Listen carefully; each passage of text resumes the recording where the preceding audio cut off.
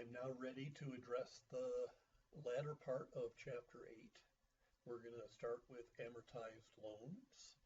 I think you're all familiar with the concept of an amortized loan. A car loan is an amortized loan. A mortgage loan is an amortized loan.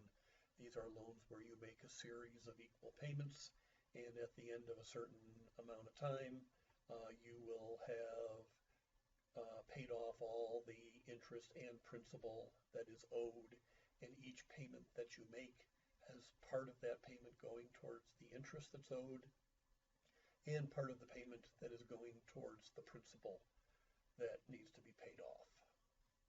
So let's take a $20,000 loan from a bank to purchase a car. Let's make it a 4-year car loan. Let's make the annual interest rate 9%. How much is your monthly payment? Well, an amortized loan is simply a present value of an annuity problem. And all of your amortized loans are ordinary annuities, not annuities due. That is, you make your first car payment at the end of the first month, and you make your mortgage payment at the end of the first month, about a month after the closing on the real estate transaction. And so in this particular case, we have a present value of an annuity problem, but what's different here is that we know what the present value of the annuity is. It's the $20,000 being borrowed. We know what the interest rate is. We know what the N is.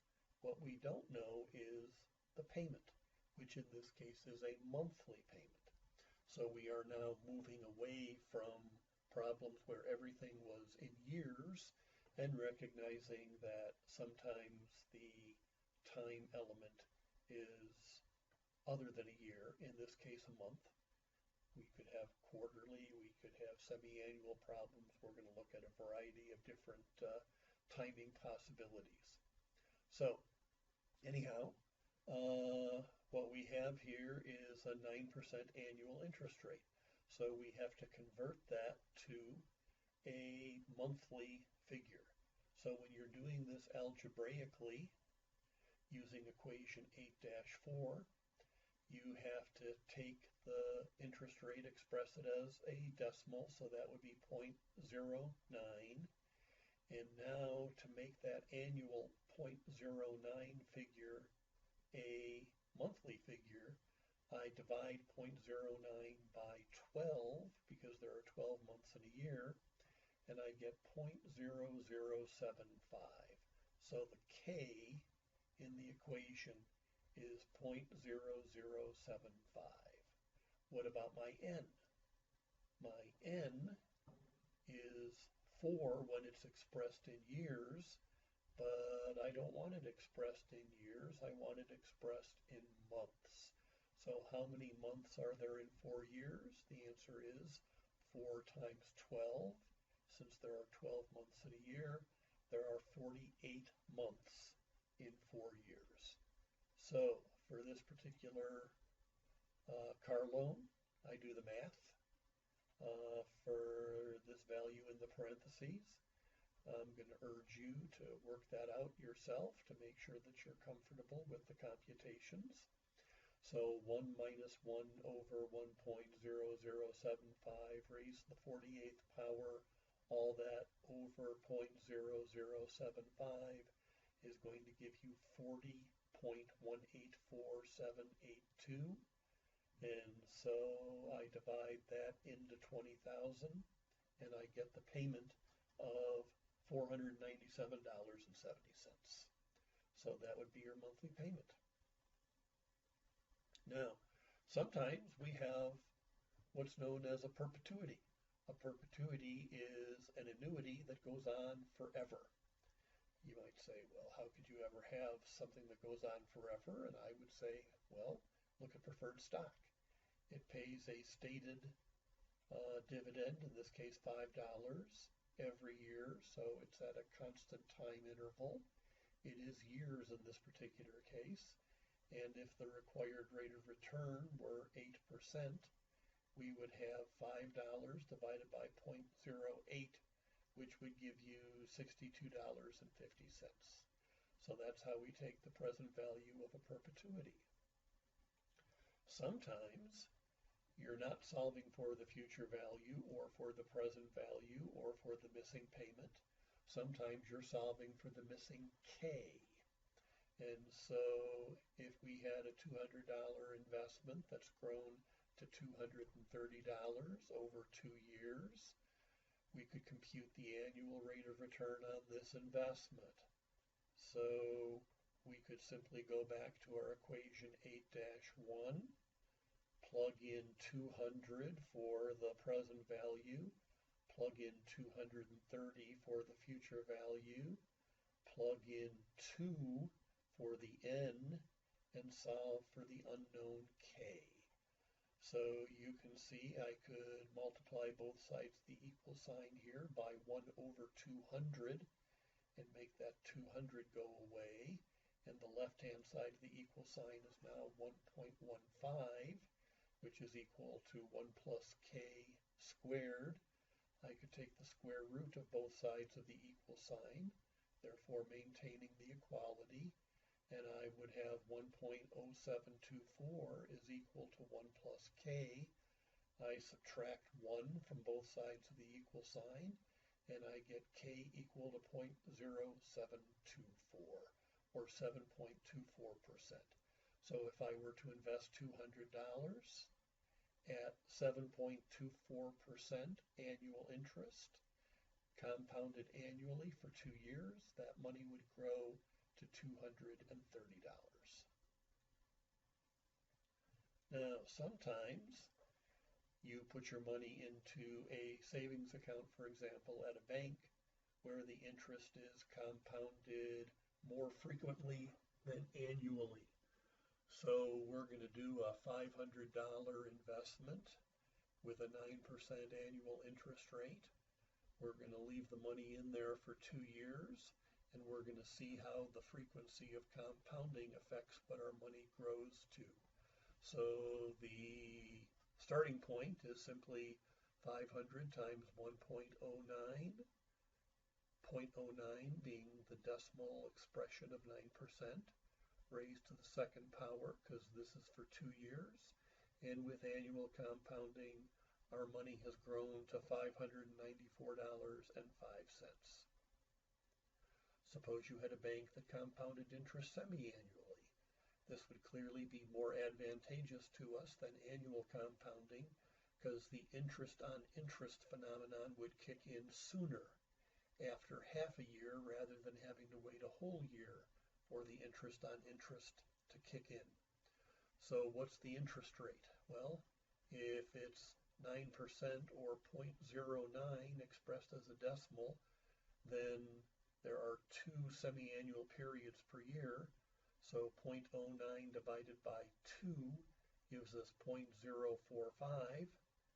How many semi-annual periods are there in 2 years? That would be 2 times 2, which is 4. So you do the math, you get $596.26 as your balance at the end of 2 years with semi-annual compounding. See, we got a better deal than with annual compounding, because the compounding phenomenon kicked in sooner. We only had to wait half a year for the interest on interest to kick in. Well, what if we had quarterly compounding? We don't have to wait for half a year, we only have to wait for a quarter. So 0.09 divided by 4 is 0.0225, and so that's our K for quarterly compounding. How many quarters are there in 2 years? That would be 2 times 4, 4 quarters per year. 2 times 4 is 8. Do the math, 597.42. You can see we have a higher balance still compared to semi-annual compounding. How about monthly? 0.09 divided by 12, because there are 12 months in a year, is 0.0075.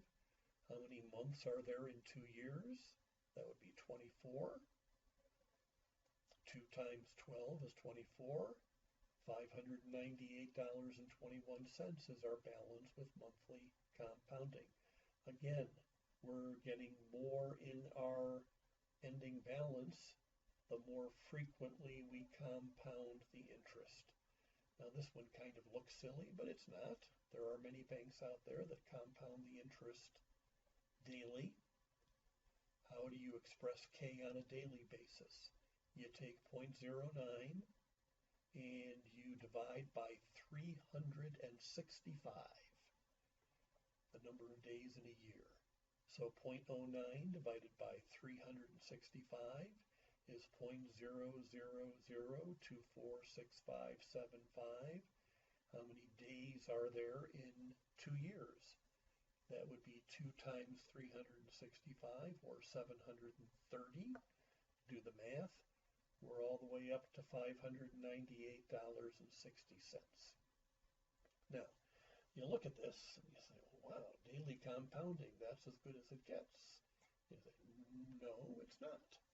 We could do hourly compounding, or compounding every minute, or compounding every second, or compounding every tenth of a second. Now this might sound silly, but it's possible you could do it. And so the math is clear how we would do that. But I want you to note something else. Note how, although the ending balance keeps increasing, it's increasing at a decreasing rate as we increase the frequency of compounding. Here we had well over $2 worth of extra benefit when we went from annual to semi-annual. Here, when we went from monthly to daily, the increment was much smaller.